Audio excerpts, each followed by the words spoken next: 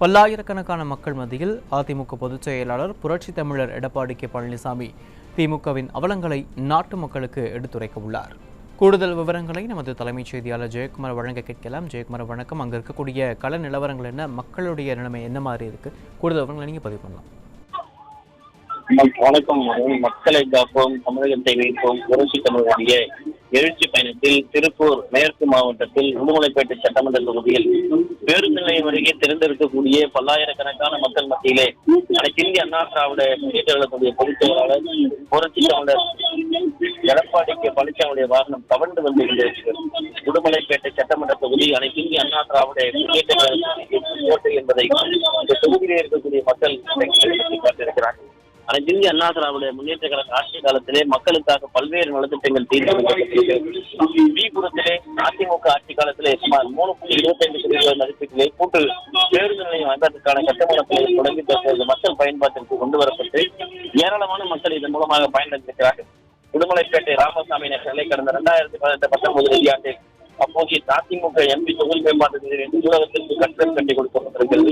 புதிய நூலக கட்டிடத்தை திமுக ஆட்சியில் திறக்கப்படாததால் 6 ஆண்டுகளுக்கு மேல், அதாவது மக்களுடைய பயன்பாட்டிற்கு 4.5 ஆண்டுகளுக்கு மேலாக வராமல் இன்னும் வேதனையோடு இருப்பதாக நூலகத்தை பயன்படுத்தக்கூடிய மாணவர்கள் பாதிப்பாளர்கள் வேதனை செய்கிறார்கள். உடுமலைப்பேட்டை சட்டமன்ற தொகுதியில் அனைத்து இந்திய அண்ணா திராவிட முன்னேற்ற கழக பல்வேறு போராட்டங்கள் மக்களுக்காக போராடி இருக்கிறார்கள். 13/12/2020 உடுமலைப்பேட்டையிலே அனைத்து இந்திய அண்ணா திராவிட முன்னேற்ற கழக உடுமலைக்கு ராதாகிருஷ்ணன் திமுக அரசு விலைவாசிகளை கண்டித்து மிகப்பெரிய அளவில் போராட்டத்தை திருப்பூர் மாவட்டம் உடுமலை மத்தியில் முன்னாள் அமைச்சர் திமுக ஆட்சியில் தொடரும் ஊழல்கள் மற்றும் கள்ளச்சாராயம், போலி மதுபான ஆலைவால் இறப்பு, கொலை, கொள்ளை, போதைப் பொருள் புழக்கம் எல்லாம் சட்டம் ஒழுங்கு சீர்கணிக்கப்பட்ட திமுக அரசுடைய நடவடிக்கைகளை கண்டித்து மாபெரும் கட்டண ஆர்ப்பாட்டம் நடத்தப்பட்டது.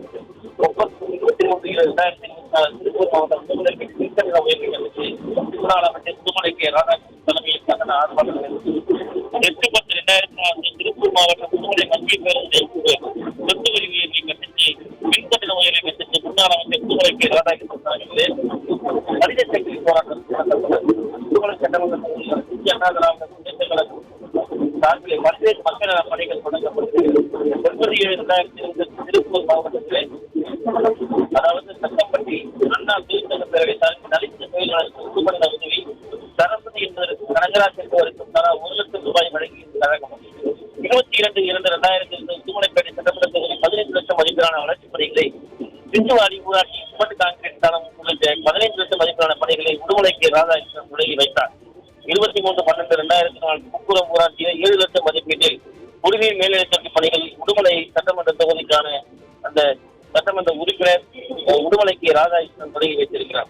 1/3/2004 உடுமலை சட்டமன்ற தொகுதியிலே, அதாவது சட்டமன்ற உறுப்பினர் தொகுதி மேம்பாட்டு நிதியில் கோலார்பட்டி ஊராட்சி அருகே அரசு மருத்துவமனையில் 60,000 கொள்ளளவு கொண்ட சம்பு அமைக்கப்பட்டு சோமங்கலம் புது ஊராட்சியில் 5 லட்சம் மதிப்பிலான தார் சாலைகள் ஏறக்குறைய 17,50,000 ரூபாய் மதிப்பிலான செலவில் வளர்ச்சி திட்ட பணிகள் கழக அரசு ஆட்சியில் தொடங்க கழகத்தின் சார்பில் சட்டமன்ற உறுப்பினர் நிதிகளுக்கு அமைத்து கொடுக்கப்பட்டிருந்தது. 16/3/2004 வடக்கம்பாளையம்